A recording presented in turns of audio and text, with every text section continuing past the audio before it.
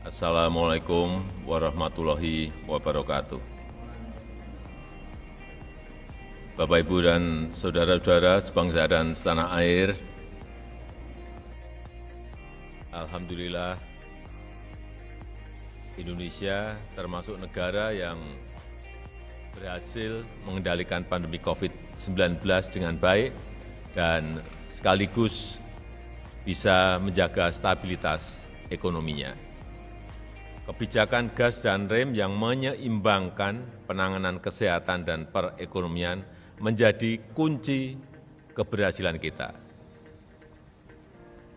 Kalau kita lihat dalam beberapa bulan terakhir, pandemi COVID-19 semakin terkendali.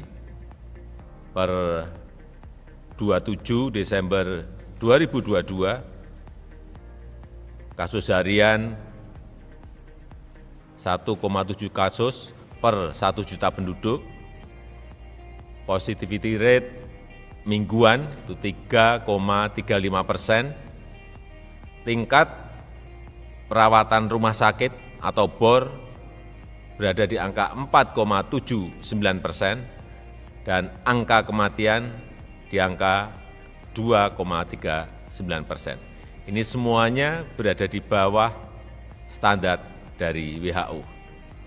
Dan seluruh kabupaten kota di Indonesia saat ini berstatus PPKM level 1, di mana pembatasan kerumunan dan pergerakan orang di tingkat rendah. Setelah mengkaji dan mempertimbangkan perkembangan tersebut, kita ini mengkaji sudah lebih dari 10 bulan, dan lewat pertimbangan-pertimbangan yang berdasarkan angka-angka yang ada, maka pada hari ini pemerintah memutuskan untuk mencabut PPKM yang tertuang dalam Instruksi Mendagri nomor 50 dan 51 tahun 2022. Jadi tidak ada lagi pembatasan kerumunan dan pergerakan masyarakat. Namun demikian, saya minta kepada seluruh masyarakat dan komponen bangsa untuk tetap hati-hati dan waspada. Pertama, masyarakat harus meningkatkan kesadaran dan kewaspadaan dalam menghadapi risiko COVID. Pemakaian masker di keramaian dan ruang tertutup harus tetap dilanjutkan. Kesadaran vaksinasi harus terus digalakkan karena ini akan membantu meningkatkan imunitas. Dan masyarakat harus semakin mandiri dalam mencegah penularan, mendeteksi gejala, dan mencari pengobatan. Kedua, aparat dan lembaga pemerintah tetap harus siaga. Fasilitas kesehatan di semua wilayah harus siap siaga dengan fasilitas dan tenaga kesehatan. Pastikan mekanisme vaksinasi di lapangan tetap berjalan, utamanya vaksinasi booster. Dan dalam masa transisi ini, Satgas COVID-19 pusat dan daerah tetap dipertahankan untuk merespon penyebaran yang cepat. Jadi Satgas daerah tetap ada selama masa transisi. Bapak, Ibu, dan saudara-saudara sebangsa dan setanah air, walaupun PPKM dicabut, ini juga perlu saya sampaikan, jangan sampai ada kekhawatiran. Walaupun PPKM dicabut, bansos akan tetap dilanjutkan. Bansos selama PPKM akan dilanjutkan di tahun 2023, bantuan vitamin dan obat-obatan akan tetap tersedia di vaskes yang ditunjuk, dan beberapa insentif pajak dan lain-lain juga akan terus dilanjutkan. Saya rasa itu yang ingin saya sampaikan. Semoga Tuhan Yang Maha Kuasa senantiasa meridhoi segala ikhtiar bangsa Indonesia untuk mencapai Indonesia maju. Terima kasih. Wassalamualaikum warahmatullahi wabarakatuh.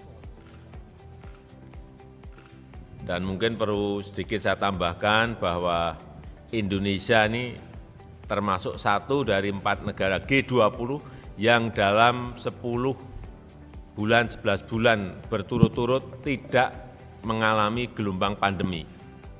Kita ingat saat puncak Delta, kita berada di angka 56.000 dan di Juli 2021 dan di Februari 22 kita mengalami lagi puncak tren karena Omikron berada di angka 64.000 kasus harian. Saya kira data-data ini perlu kita sampaikan. Kemudian kondisi pandemi juga semakin terkendali. Kalau kita lihat kemarin kasus harian pada 29 Desember hanya 685, kemudian angka kematian di 2,39%, bornya juga berada di 4,79%. ICU harian di 297. Kemudian ini yang juga penting, pencabutan PPKM ini juga dilandasi oleh tingginya cakupan imunitas penduduk. Jadi dari Sero Survei, ini kalau kita lihat angkanya, di Desember 2021 itu berada di 87,8%, 87,8%. Di Juli 2022 ini berada di angka 98,5%. Artinya kekebalan kita ini secara komunitas berada di angka yang sangat tinggi. Dan jumlah vaksinasi sampai hari ini berada di angka 444.525.478 dosis. Ini juga sebuah angka yang tidak sedikit.